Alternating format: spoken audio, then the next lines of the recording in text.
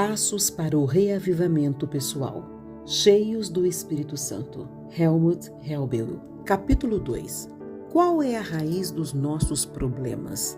Existe uma causa espiritual? Será que é a falta do Espírito Santo? Causas da nossa deficiência. A resposta da Bíblia é: não têm porque não pedem. Quando pedem, não recebem, pois pedem por motivos errados para gastar em seus prazeres. O Senhor Jesus nos convida insistentemente e amavelmente a suplicar pelo Espírito Santo. De fato, constatamos que precisamos fazer isso constantemente. No capítulo 3 deste livro, vamos nos aprofundar um pouco mais neste aspecto. Eles falam acerca de Cristo e sobre o Espírito Santo e, todavia, não recebem benefício. Não entregam a alma para ser guiada e regida pelas forças divinas. Como igreja, já oramos há um bom tempo por um reavivamento, o que naturalmente tem grande valor. Ellen White diz o seguinte: o batismo com o Espírito Santo é o que as igrejas estão precisando hoje. Por que não temos fome nem sede do dom do Espírito, visto que é esse o meio pela qual haveremos de receber poder? Por que não falamos sobre ele, não oramos por ele e não pregamos a seu respeito? No entanto, não basta apenas orar pelo reavivamento. Segundo o pastor Martin Philley, é necessário pôr em prática os elementos que fazem parte desse mesmo reavivamento. Posso te convidar para estudarmos juntos os passos necessários para o reavivamento pessoal? Isto te dará uma vida mais cheia de poder e plenitude. Em primeiro lugar, vamos analisar o problema de forma detalhada, a fim de nos proteger do perigo de pensar que uma mudança não seja importante ou necessária. Em segundo lugar, gostaríamos de examinar a solução que Deus nos propõe. Solução esta que nos proporcionará grandes bênçãos. E por último, vamos procurar entender como podemos colocar em prática esta solução divina e experimentar suas bênçãos. A falta que temos do Espírito Santo certamente não significa que tudo o que fizemos ou fazemos tenha sido em vão. Existem bons programas e iniciativas e estou certo de que Deus tem, tanto quanto possível, abençoado nossos esforços humanos. No entanto, só Deus sabe quão maiores seriam os resultados e quão melhor seria a nossa situação se a nossa vida fosse completamente cheia do Espírito Santo. Poderia ser assim e futuramente será assim, como Henry T. Blackaby formulou. Ele, Deus, pode fazer mais em 6 meses através de um povo dedicado do que poderíamos fazer sem ele em 60 anos. O cerne da questão está em nos permitirmos ser guiados por Deus no caminho certo. Deste modo, nossas atividades se tornarão mais produtivas e muito mais eficientes. Este é o resultado que acontece quando estamos cheios do Espírito Santo. Exemplo: alguém realiza uma pregação. Se esta pregação vai atingir ou tocar o coração de apenas um ouvinte ou de muitos, isso não depende da capacidade da oratória do pregador, mas sim do Espírito Santo. É ele que torna a pregação eficiente. 3 grupos de pessoas e seus respectivos relacionamentos com Deus. A Bíblia destaca 3 grupos diferentes de pessoas no que diz respeito ao seu relacionamento pessoal com Deus. Em cada um desses grupos, existem diversas variantes, dependendo do tipo de educação, caráter, idade, cultura, formação e etc. Ainda assim, e apesar de todas estas diferenças, existem apenas 3 tipos de atitudes para com Deus. Relacionamento inexistente, a Bíblia chama de homem natural. Relacionamento completo e real, a Bíblia chama de homem espiritual. Relacionamento parcial ou fingido, a Bíblia chama de homem carnal. Através dos termos natural, espiritual e carnal, a palavra de Deus não está fazendo uma avaliação dos relacionamentos, está apenas descrevendo o relacionamento pessoal de alguém com Deus. Estes três grupos são descritos nos textos de 1 Coríntios 2, 14 e 16 e 1 Coríntios 3, versos de 1 a 4. Por agora, vamos abordar somente de forma superficial o termo homem natural. Ele vive apenas o momento e não se preocupa com sua relação com Deus. Dentro da igreja, encontramos pessoas dos outros dois grupos. De relance, podemos perceber onde está realmente o principal problema. Para mim, é importante perceber a qual destes grupos eu pertenço. Deste modo, a nossa análise serve igualmente como autodiagnóstico, uma vez que o nosso objetivo é examinar a nossa vida e não a vida dos outros. Qual é o critério para designar cada um desses grupos? Vamos verificar que a identificação de cada um dos três grupos ocorre conforme o seu relacionamento pessoal com o Espírito Santo. O homem natural.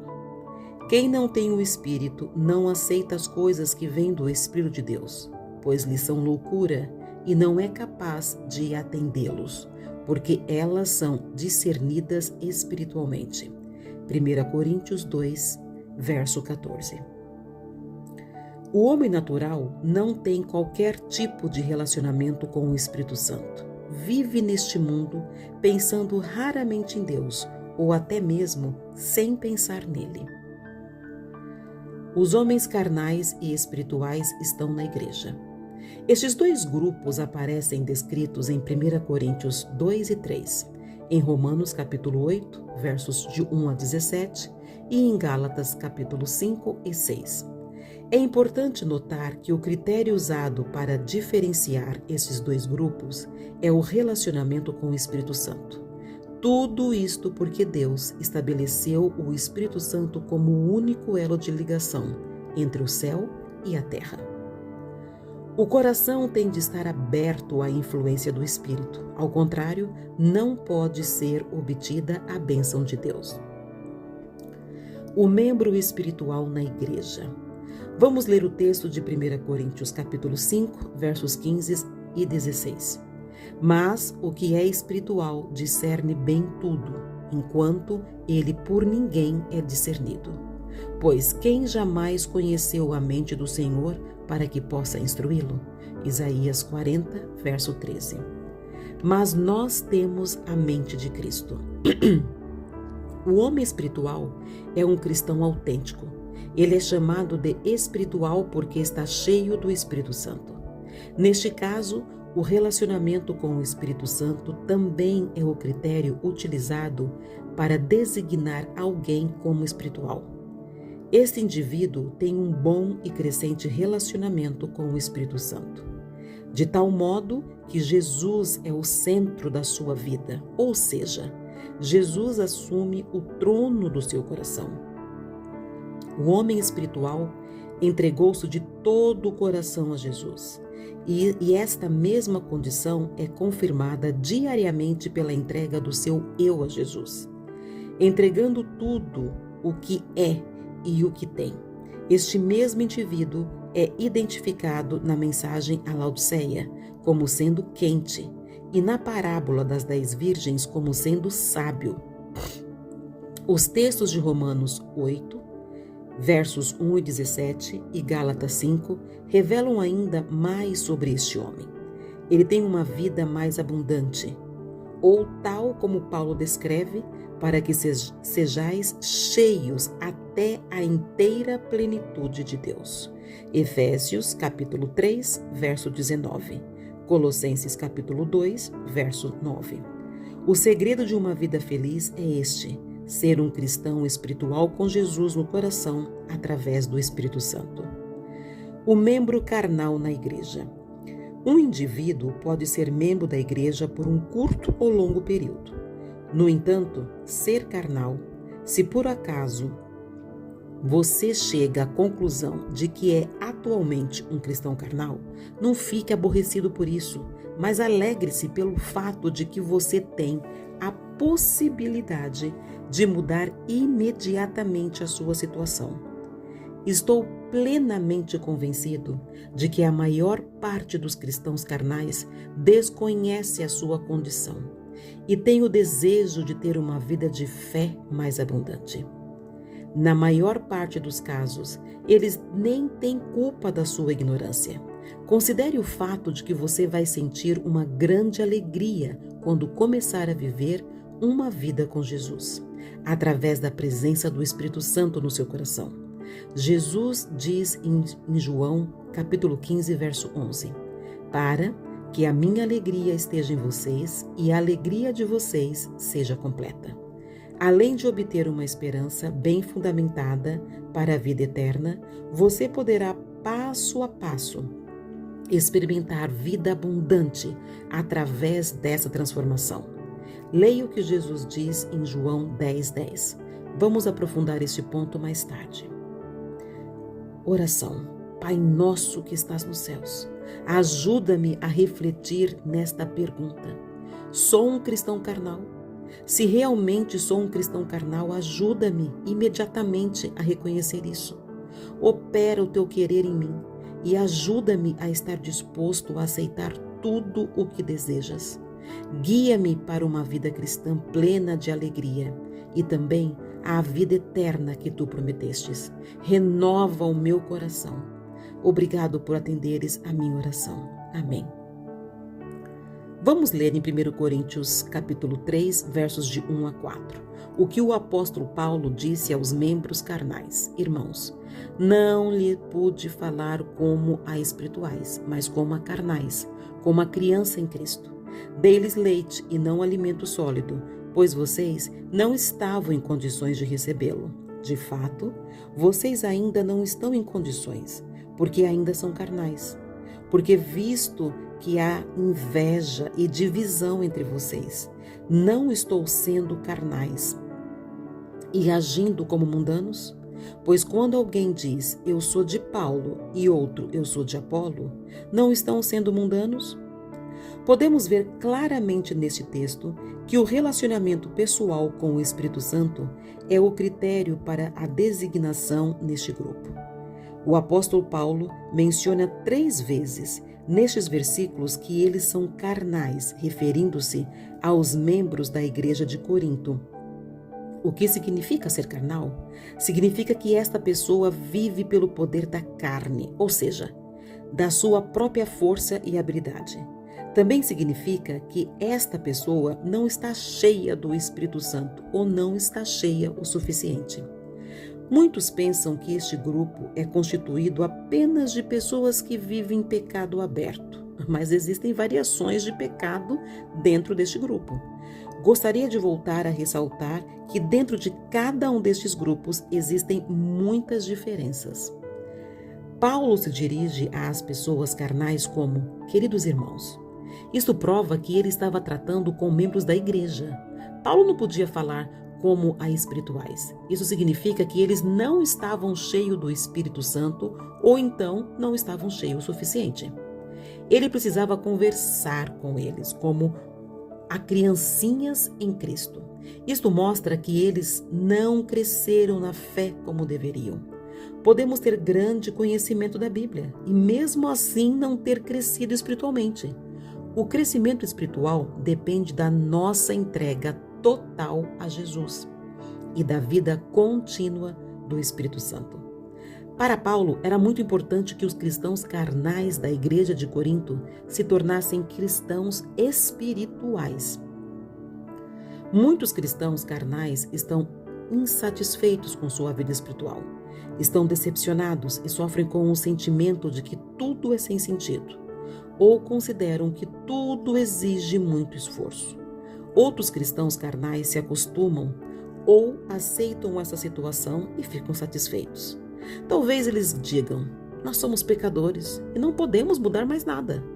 Outros cristãos carnais podem até ser muito entusiasmados. Eles se alegram por ter conhecido as verdades da Bíblia, mas cristãos carnais podem ser bem ativos e até ocuparem posições de liderança na igreja. Eles podem até fazer grandes coisas para Deus. Muitos me dirão naquele dia: Senhor, Senhor, não profetizamos nós em teu nome? Em teu nome não expulsamos demônios e não realizamos muitos milagres? Então eu lhe direi claramente: nunca os conheci.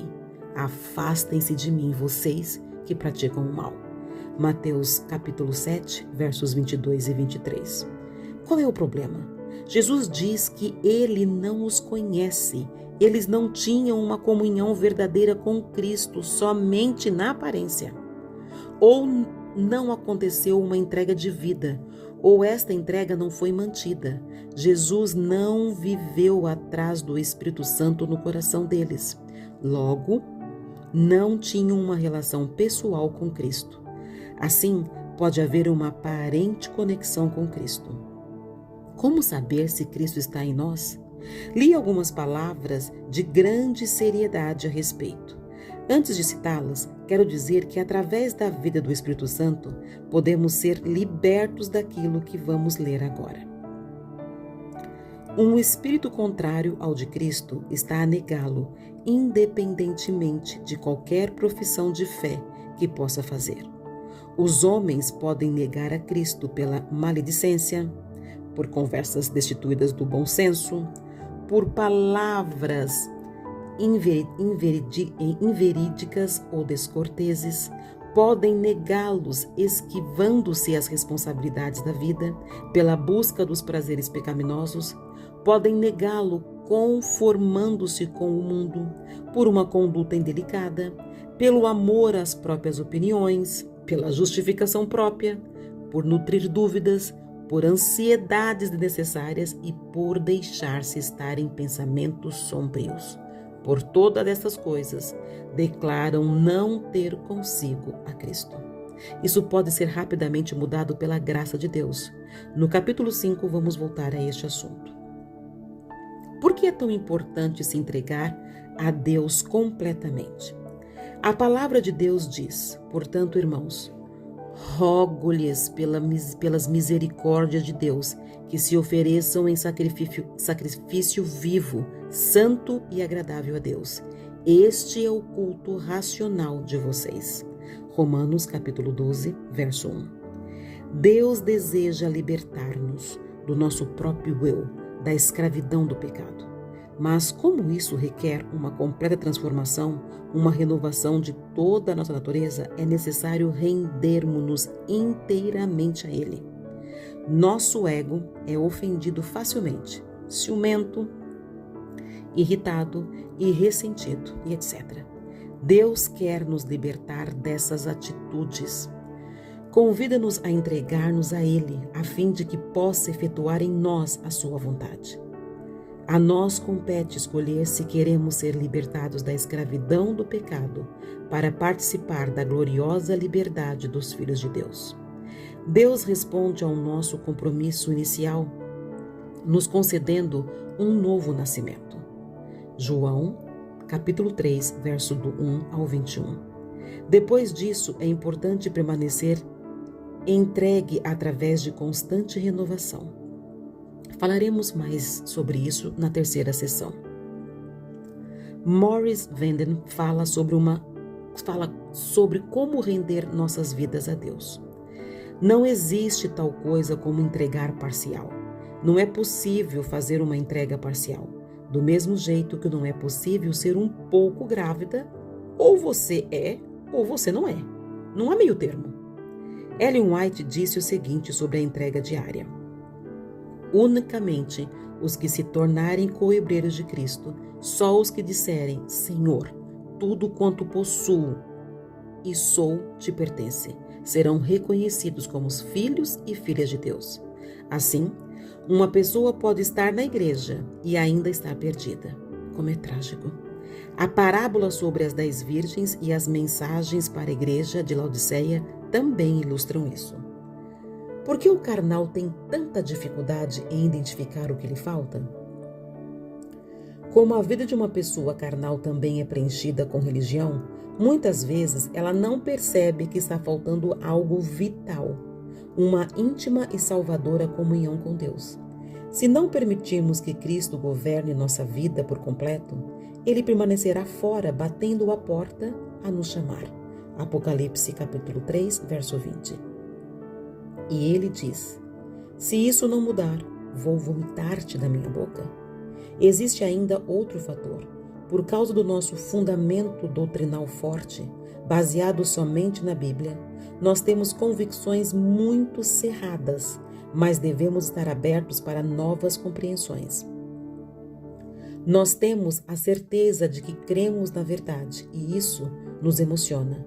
Nós temos muitos conhecimentos, proclamamos a verdade, o que torna difícil a identificação do eu carnal. Será que eu realmente tenho vivido com o Espírito Santo? Caso não, como poderei notar a diferença?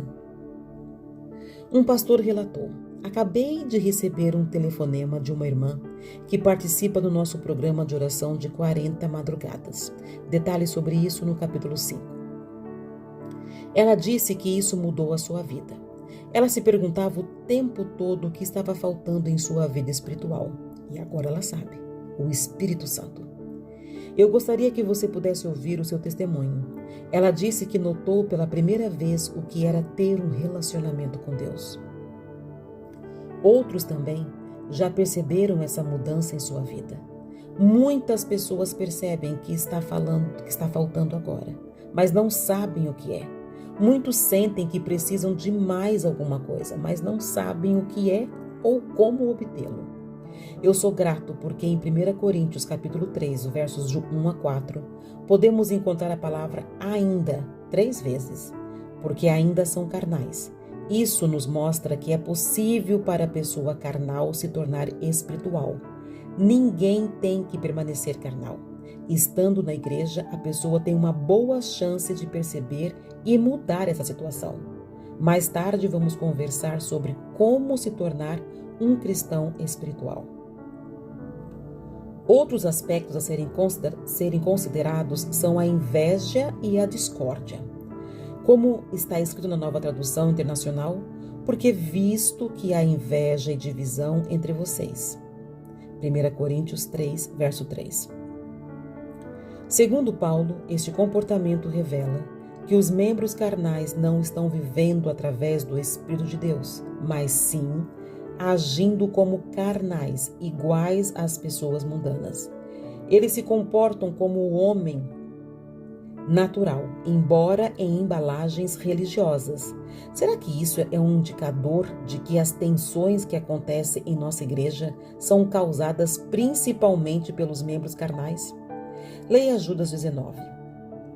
Na época de Jesus, os fariseus e saduceus não estavam também em constante competição? Isso significa que já naquela época havia um forte clima de tensão entre os conservadores e os liberais, ou progressistas. Um grupo era legalista e o outro levava as coisas de modo leviano. Contudo, ambos estavam convencidos de que tinham a interpretação bíblica correta e atitude louváveis. Mas Jesus nos mostrou que ambos os grupos eram carnais, ou seja, que não estavam cheios do Espírito Santo. A mesma coisa pode acontecer hoje. Mesmo os cristãos conservadores ou liberais podem ser carnais. Infelizmente, hoje em dia, as pessoas muitas vezes olham através das lentes conservadoras ou liberais progressistas. Os observadores, neste caso, têm a vantagem de se sair bem. Na classificação bíblica, carnais ou espirituais, somos desafiados a fazer um inventário espiritual. Devemos fazer isso para nosso próprio bem. Considere o que Deus nos diz claramente. Pois, o que o homem semear, isso também colherá. Quem semeia para a sua carne, da carne colherá destruição. Mas quem semeia para o Espírito, do Espírito, colherá a vida eterna. Gálatas capítulo 6, versos 7 e 8. O homem carnal deseja seguir Jesus e agradá-lo, mas ele não rendeu toda a sua vida a Jesus, ou, caso tenha, de alguma forma retrocedeu. Gálatas capítulo 3, verso 3 e Apocalipse capítulo 2, versos 4 e 5. Isso significa que a pessoa, talvez inconscientemente, queira viver ao mesmo tempo segundo a vontade de Deus e em conformidade com as suas próprias ideias, mas isso não é possível, pois desta maneira o próprio homem carnal, não Deus, acaba controlando sua vida. Como diz o ditado, não dá para servir a dois senhores. Pode o Senhor, nesse caso, enviar o Espírito Santo? Tiago, capítulo 4, verso 3. Responde: quando pedem, não recebem, pois pedem por motivos errados para gastar em seus prazeres. Cheguei à conclusão de que isso significa pedir com uma atitude carnal. Não estaria Deus apenas alimentando o nosso ego ao responder a alguns de nossos pedidos? Dessa forma, o membro da igreja vive através de seus próprios esforços e habilidades. Em Apocalipse capítulo 3, verso 16, esse tipo de cristão é chamado de morno, e em Mateus capítulo 25 como nécios. Por que Jesus chamou os membros carnais de mornos? Porque muitos cristãos carecem de uma experiência pessoal com o Espírito Santo. Para responder essas questões, nós iremos primeiro analisar o que aconteceu na igreja de Laodiceia. Por que Jesus chamou os crentes da igreja de Laodiceia de mornos? Ele mesmo nos deu uma clara indicação. Eis que estou à porta e bato. Apocalipse 3, versos 20. Jesus não era o centro da vida dos crentes. Ele estava do lado de fora, batendo à porta e chamando. Por que ele não entrou? Por que ele não foi convidado? Ele não nos força, ele respeita o nosso livre-arbítrio. Por que os crentes deixam Jesus de lado de fora? Existem diferentes causas e razões para isso. Alguns só se movem num plano puramente intelectual e cognitivo em suas vidas espirituais, como Nicodemos, o escriba, e não entendem o que realmente significa uma vida cristã. Nossa total entrega a Deus, através da qual Ele nos dá um novo nascimento. Compare com João capítulo 3, versos de 1 a 10. Para outros, o preço do discipulado é muito alto. Eles têm que desistir de muitas coisas, como o jovem rico. Compare com Mateus capítulo 19, versos 16 a 24. Seguir a Jesus requer abnegação, vontade de mudança de vida. Compare com Mateus capítulo 16, versos 24 a 25. E entrega completa a Deus. Romanos capítulo 12, verso 1. Pura negligência também pode ser um dos motivos que fazem Jesus ficar esperando à porta. Não tomamos tempo suficiente para estar em comunhão pessoal com Jesus. Repito, a razão para a mornidão em Apocalipse capítulo 3, verso 20 é: eis que estou à porta e bato. Jesus não estava no centro de suas vidas, mas sim, ele estava fora ou à margem. Considere, ninguém pode servir a dois senhores. Mateus 6, verso 24. Assim, a mornidão se refere à relação pessoal com Cristo, ou seja, em outras áreas, o indivíduo definitivamente não precisa ser morno. Um exemplo: um homem pode investir muito em sua vocação profissional e, ao mesmo tempo, negligenciar sua esposa. Ele está empenhado em seu trabalho, mas morno em seu relacionamento conjugal. Uma pessoa pode até ser um membro comprometido na igreja, um líder diligente, pastor, presidente, e ainda ter uma relação morna com Cristo. A pessoa está tão dedicada na realização de muitas tarefas que negligencia sua relação pessoal com Cristo. Esta é a mornidão que Jesus quer que seja removida. É trágico pensar que uma pessoa possa estar tão ocupada com a obra de Deus, na igreja e no trabalho missionário, a ponto de negligenciar o Senhor da obra. A mornidão não é definida pelo que a pessoa faz ou deixa de fazer, mas pelo fato de Jesus Cristo estar presente em seu coração através do Espírito Santo, deixando-o conduzir seus pensamentos, conversas e atos. A parábola das 10 virgens. O que Jesus quer nos ensinar através da parábola das 10 virgens? a respeito dos membros carnais e espirituais da igreja? Todas as 10 eram virgens. Todas tinham crenças bíblicas genuínas. Todas tinham lâmpadas. Todas tinham a Bíblia. Todas foram ao encontro do noivo. Todas aguardavam ansiosamente a segunda vinda. Todas dormiram. Todas ouviram o chamado e acordaram. Todas prepararam suas lâmpadas. Todas as lâmpadas se acenderam. Metade das virgens notou que suas lâmpadas se apagaram. Lâmpadas acesas consomem azeite para permanecerem acesas. A energia se consome. Após pouco tempo, 5 das virgens perceberam que suas lâmpadas estavam se apagando. As lâmpadas das virgens insensatas, que queimaram por um curto período de tempo, nos mostram que elas tinham uma porção do Espírito Santo, mas não suficiente. Havia pouquíssimo óleo. Essa foi a única diferença. Quando as 5 retornaram de sua busca e pediram para entrar, Jesus respondeu: eu não as conheço.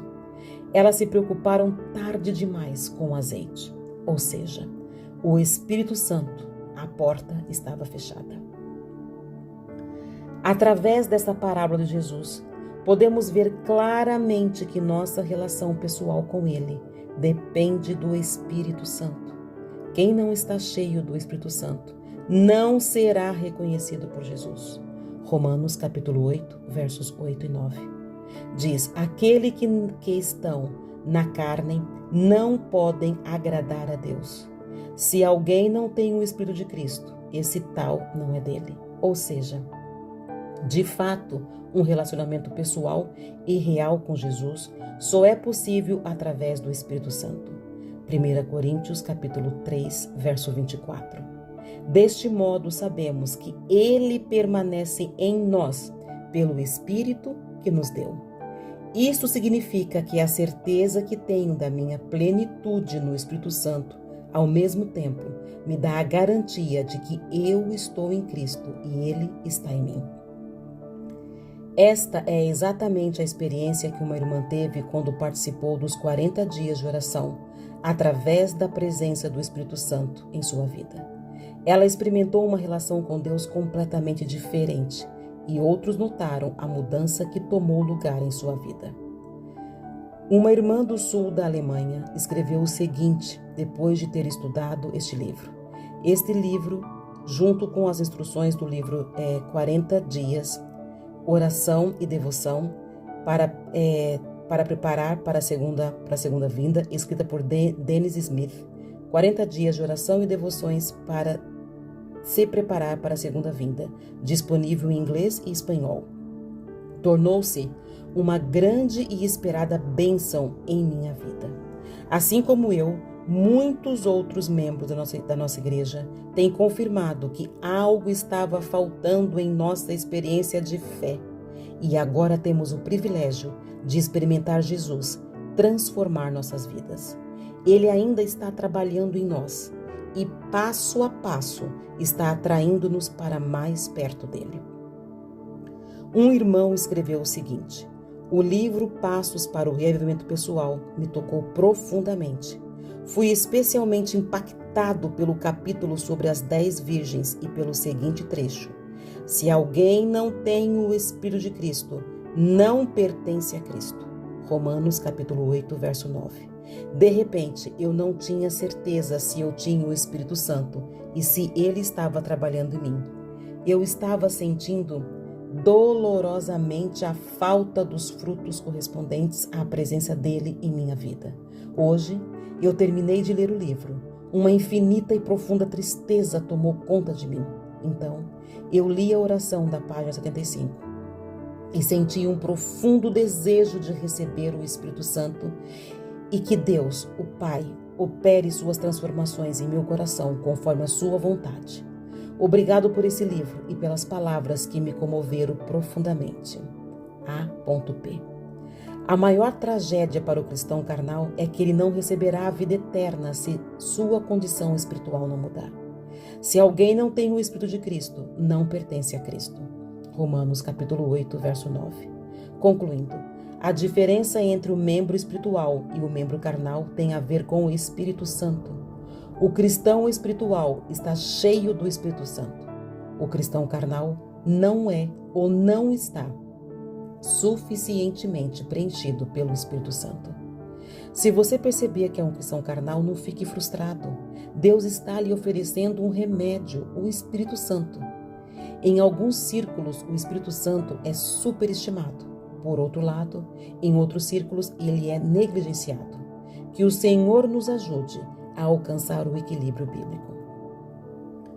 Comparação: a igreja primitiva e a igreja do fim dos tempos. Quando comparamos a igreja primitiva com a igreja atual, temos a impressão de que a igreja primitiva deve ter sido predominantemente composta por pessoas espirituais. O livro de Atos nos mostra que esta era a razão para o seu desenvolvimento rápido e positivo. Eles não tinham nenhum outro auxílio, mas estavam cheios do Espírito Santo.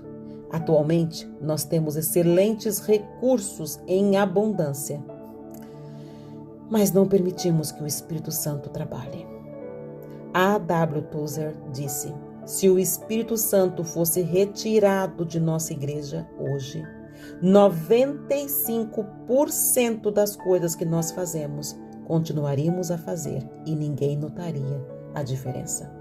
Se o Espírito Santo tivesse se retirado da igreja primitiva, 95% das coisas que estavam sendo feitas iriam cessar e todos notariam a diferença. Será que aprendemos a viver sem o Espírito Santo? Será que as igrejas hoje consistem principalmente de cristãos carnais? Será que, como consequência, muitas vezes nós somos impotentes e geralmente não obtivemos vitória? Verificamos que em algumas regiões há um crescimento muito pequeno das igrejas. A razão para estes problemas graves poderia estar na atitude carnal? Cada vez mais vamos chegar à conclusão de que nosso problema central está na falta do Espírito Santo. Isso também vale para a nossa igreja em geral. No entanto, podemos mudar isso na área pessoal muito rapidamente, com a ajuda de Deus. As seguintes colocações são especialmente dedicadas para os ministros da igreja, mas naturalmente se aplicam para todos. Joe Meyer diz: Paulo faz diferença entre cristãos espirituais e carnais, através da plenitude ou falta de plenitude do Espírito Santo na vida do indivíduo. Batizados pelo Espírito Santo, mas sem a plenitude do Espírito Santo. Para o ministro, isso significa que eu posso ter uma formação teológica sólida, ser bem versado nas línguas originais da Bíblia e praticar habilmente a exegese. Posso ter recebido as grandes verdades bíblicas intelectualmente, entendê-las e ser bem versado na teologia dogmática de diferentes séculos. Eu posso ter uma boa compreensão da homilética e pregar sermões relevantes e realistas. Entretanto, apesar de todos os meus conhecimentos e talentos, posso não estar cheio do Espírito Santo. Livros, educação, bom equipamento técnico e até mesmo o carisma se tornam um substituto para a ausência do Espírito. Pregar, orar em público, organizar as atividades da igreja, preparar programas evangelísticos, dar aconselhamento pastoral, tudo isso pode ser aprendido e também colocado em prática sem o Espírito Santo. Ellen White descreveu essa possibilidade perigosa da seguinte forma: a razão por que há tão pouco do Espírito de Deus é que os pastores aprendem a trabalhar sem ele. Testemunhos para a Igreja, volume 1, página 383. Joe Meyer foi pastor, evangelista e professor de teologia sistemática por muitos anos. Trabalhou como secretário do departamento ministerial da divisão euro-africana, agora chamado Divisão Intereuropeia, em Berna, Suíça, até sua aposentadoria. Agora vive em Frindesau, Alemanha.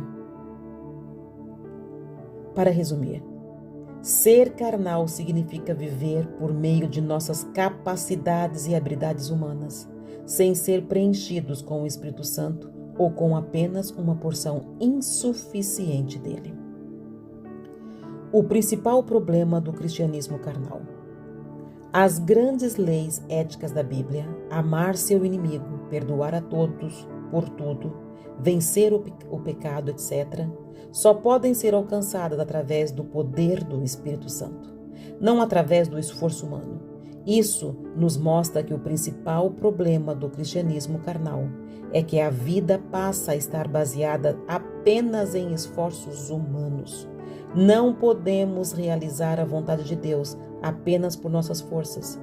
Vamos ler alguns versículos da Bíblia sobre esse tópico.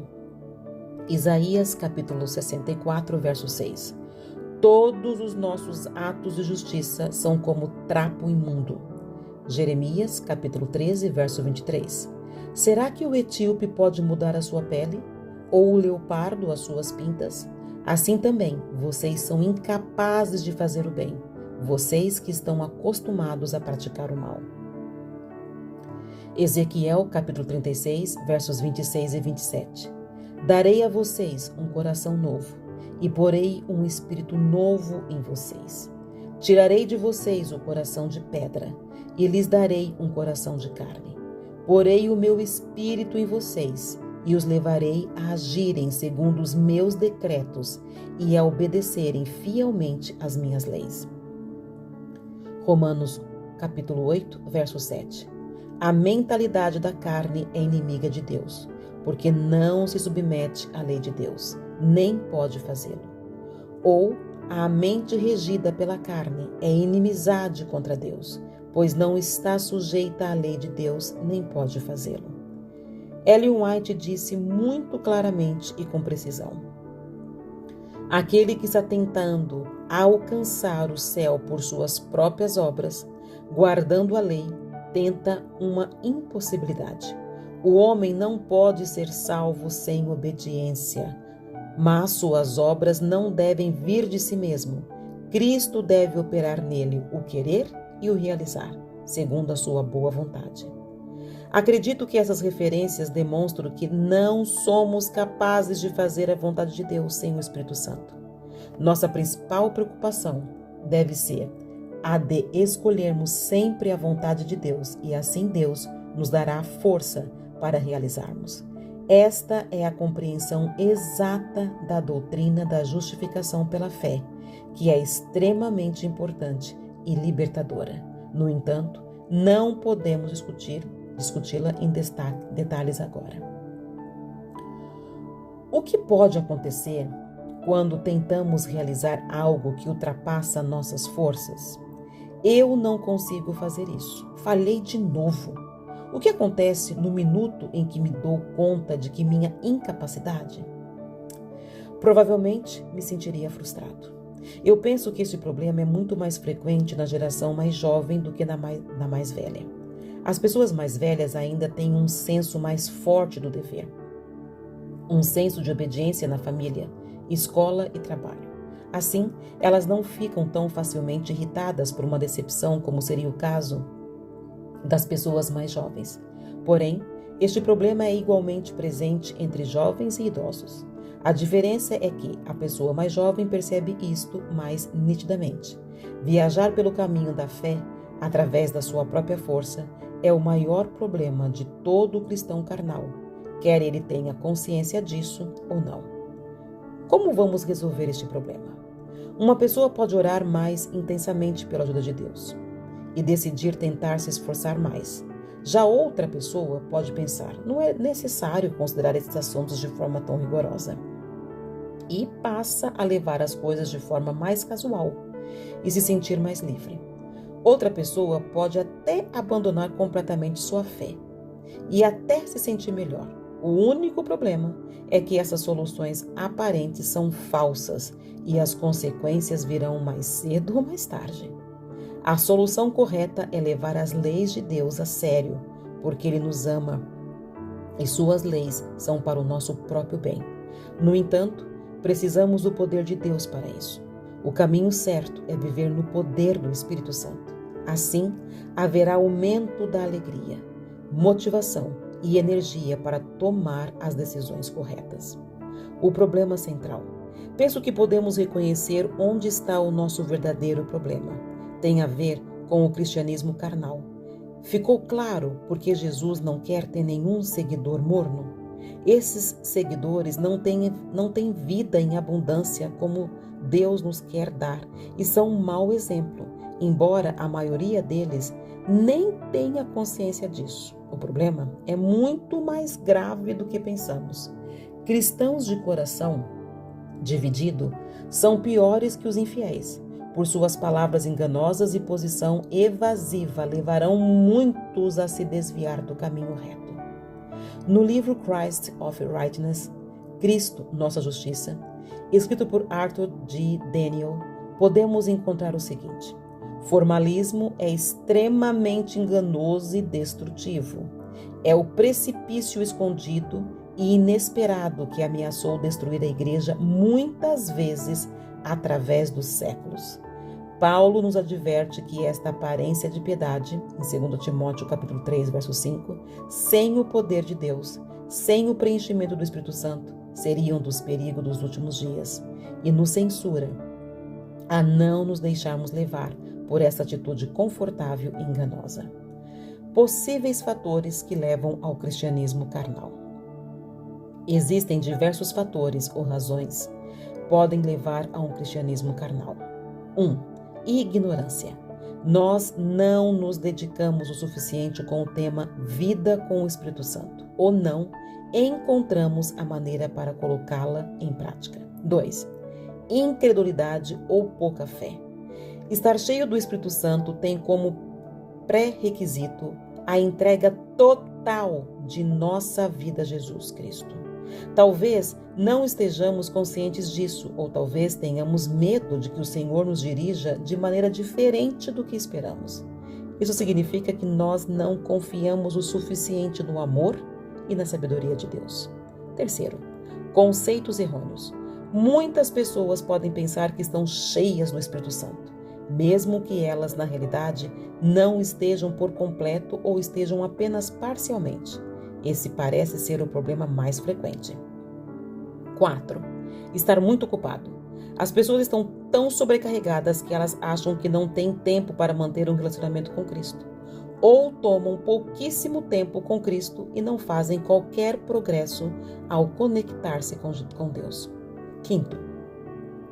Pecados ocultos, ou talvez a falta de confissão. Isto é como um curto-circuito, ou seja, não há conexão com o poder de Deus. 6. Atuar de acordo com seus sentimentos. A palavra de Deus diz: o justo viverá pela fé. Será que minhas decisões são tomadas confiando em Deus ou de acordo com os seus próprios sentimentos? Essa declaração de Roger Monroe realmente me impressionou. Os espíritos encorajam as pessoas a ouvir os seus próprios sentimentos no lugar de ouvir a palavra de Cristo e seus profetas. De nenhuma maneira mais segura poderiam os espíritos obter o controle da vida das pessoas sem que elas perceberem o que está realmente acontecendo. Por que eu deveria pedir pelo Espírito Santo se já estou cheio do Espírito? Por um lado, o Espírito Santo nos foi concedido para que permanecesse em nós. Por outro lado, devemos pedir continuamente pelo Espírito Santo com fé. Como podemos resolver essa aparente contradição? Por um lado, Jesus disse em João capítulo 14, verso 17, pois ele, o Espírito Santo, vive com vocês e estará em vocês. Atos capítulo 2, verso 38, diz, arrependam-se e cada um de vocês sejam batizados e receberão o dom do Espírito Santo. Por outro lado, quando Jesus ensinou sobre a oração, ele disse em Lucas capítulo 11, versos 9 a 13, peçam e lhes será dado. Quanto mais o Pai que está no céu dará o Espírito Santo a quem o pedir. Nosso Salvador mesmo deu o mandamento, enchei-vos do Espírito. Efésios capítulo 5, verso 18. Em ambos os casos, O texto original grego quer dizer: permita-se ser preenchido continuamente e repetidamente pelo Espírito. Solução. Ellen White explica: todavia, as operações do Espírito estão sempre em harmonia com a palavra escrita. Como sucede no mundo natural, assim também se dá no espiritual. A vida natural é preservada a todo momento pelo divino poder. Todavia, não é sustentada por um milagre direto, mas mediante ao uso de bênçãos colocadas ao nosso alcance. De igual forma, é a vida espiritual sustentada pelo uso dos meios supridos pela providência.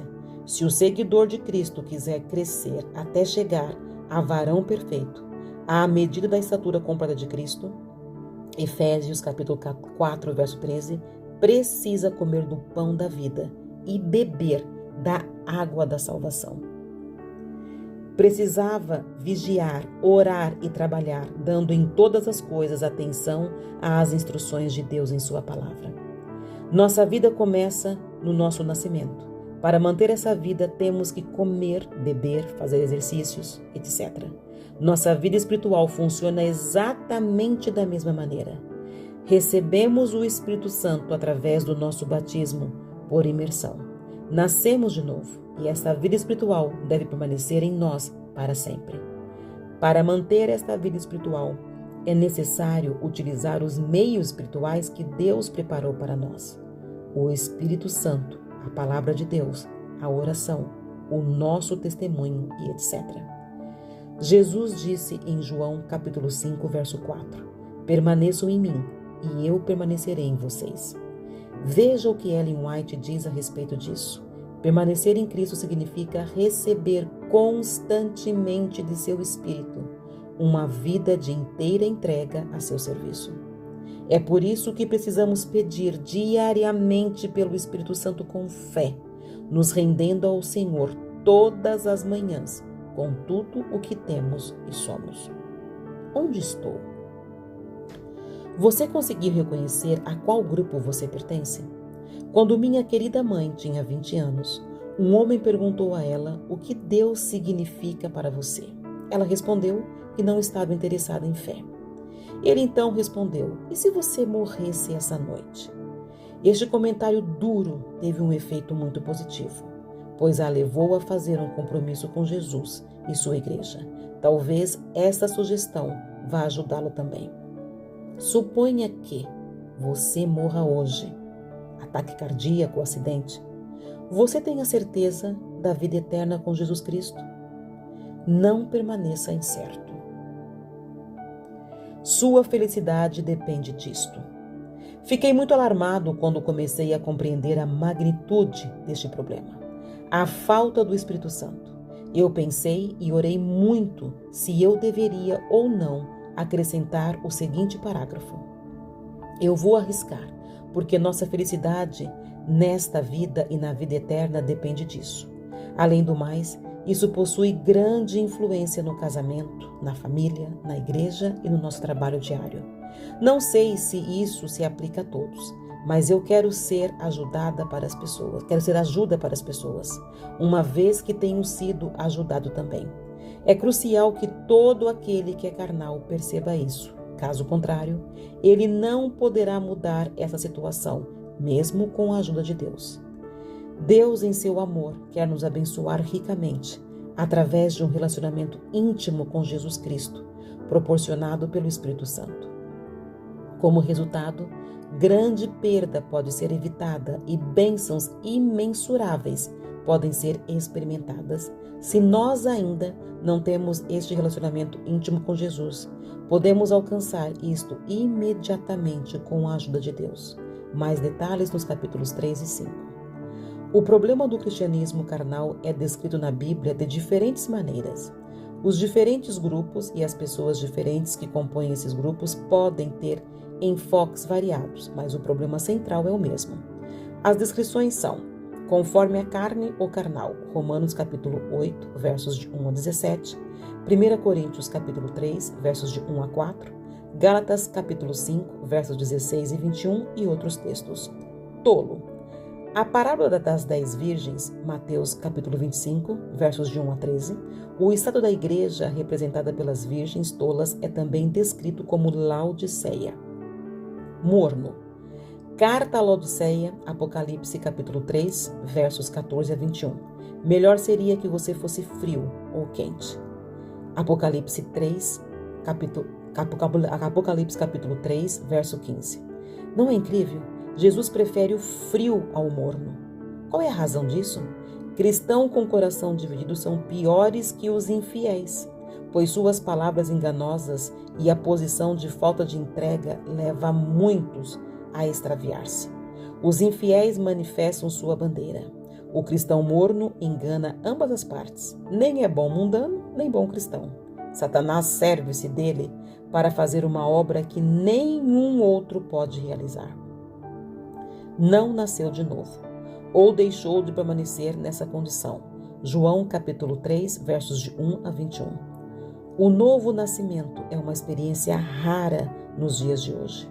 Isto é o motivo pelo qual há tantas perplexidades nas igrejas. Muitos que assumem o nome de cristão são profanos, não santificados. Dizem ser batizados, mas foram enterrados vivos. O eu não morreu e, portanto, não ressuscitaram para uma nova vida em Cristo. Aparência de piedade. Tendo aparência de piedade, mas negando o seu poder. 2 Timóteo, capítulo 3, verso 5. Arthur G. Daniel diz o seguinte sobre isso: o formalismo é extremamente enganoso e destrutivo.